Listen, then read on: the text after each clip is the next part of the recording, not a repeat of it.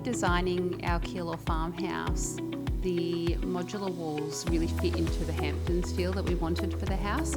I'd gained a lot of different design ideas from a number of different Pinterest walls and things that I'd seen. I'd seen the EstateWall used, sometimes with the caps on top, sometimes without it, and I really liked the look and feel of it. Because we are based on acreage here, we actually needed something to frame our backyard and to restrict the wind that we had coming through.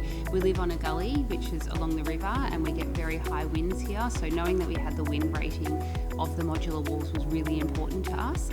With Buddy, our golden retriever, he predominantly lives inside, but it's really nice to know that he's got his own space in the backyard that he can go and enjoy. And we get comments all the time about how beautiful the wall looks, which we've been really, really happy with, because for myself, knowing that this is a design that I wanted of the house, being able to incorporate it all, and for other people to be able to appreciate it too, it's been pretty cool. So with the gates, they fit in perfectly to the design. When all the gates and everything are closed, you can't even see that there is a gate there, which I absolutely love as well.